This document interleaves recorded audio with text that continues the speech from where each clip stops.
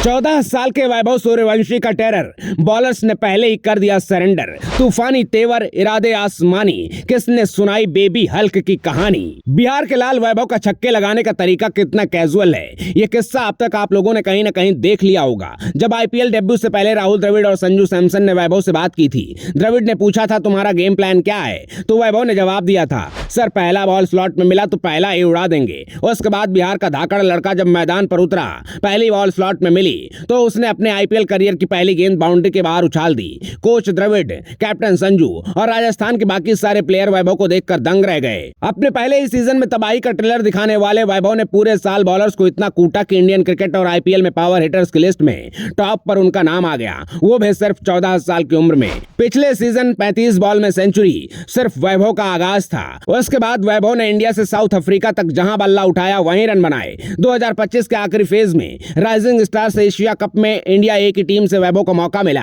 जितेश शर्मा कप्तानी कर रहे थे। ये पहला चांस था जब वैभव आईपीएल से अलग अपने एज ग्रुप से बाहर कई सीनियर प्लेयर्स के साथ ड्रेसिंग रूम शेयर कर रहे थे, जिसमें कई ऐसे खिलाड़ी थे जो या तो इंडिया के लिए खेल चुके हैं या फिर बीसीसीआई का दरवाजा खटखटा रहे हैं। यहाँ कप्तान होने के नाते जितेश शर्मा ने वैभव को करीब से ऑब्जर्व किया और अब जितेश अपने वही अनुभव शेयर कर रहे हैं। और बात असली राइजिंग स्टार वैभव की है, इसलिए वही बातें हेडलाइन बन रही हैं। जितेश शर्मा ने वैभव के साथ कुछ वक्त राजस्थान की ट्रेनिंग एकेडमी में भी बिताया है।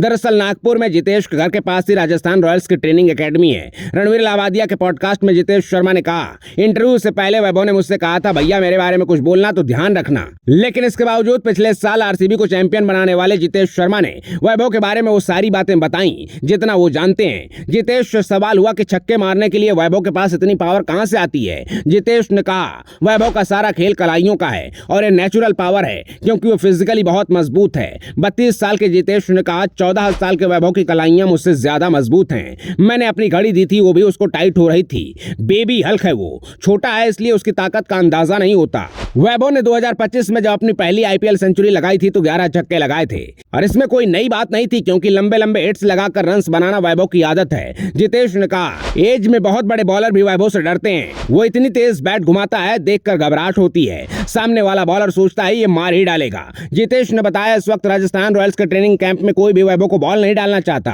क्योंकि जैसे ही बॉल आगे पड़ती है वो बॉलर के मुंह पर तमाचा मारता है। इतना तेज और सीधा शॉट खेलता है कि आरआर के नेट बॉलर्स की फटी पड़ी है। बॉलर्स कह रहे हैं शॉर्ट बॉल डालकर छक्के खा लेंगे, लेकिन इसको आगे बॉल डालकर कौन अपनी जान जोखिम में डालेगा। जितेश ने वैभव के सिक्स सेटिंग एबिलिटी की दिल खोलकर तारीफ की, लेकिन मजाक मजाक में ये भी बता दिया कि जो वैभव क्रिकेट में बड़े बड़े प्लेयर्स के धागे खोल रहा है वो लाइफ स्टाइल में अभी भी बच्चा है। फील्ड से बाहर बिल्कुल प्रोफेशनल नहीं है। उसको रात में आइसक्रीम खाने से कई बार रोका, लेकिन इसके बावजूद वो मनमानी करता है। इसी अनप्रोफेशनल वाली बात को उठाकर बहुत सारे लोगों ने मुद्दा बना दिया क्योंकि अच्छी बातों के मुकाबले नेगेटिविटी ज्यादा बिकती है। बहुत सारे लोगों ने जितेश को ट्रोल भी किया, लेकिन जितेश का इंटेंशन गलत नहीं था। जितेश ने एक बड़े भाई के तौर पर यह बात कही थी, लेकिन लोगों ने यही बात पकड़ ली और इस बात पर ध्यान नहीं दिया कि विरोधियों को छोड़ो, राजस्थान के अपने बॉलर डर के मारे वैभव को प्रैक्टिस नहीं करवाना चाहते।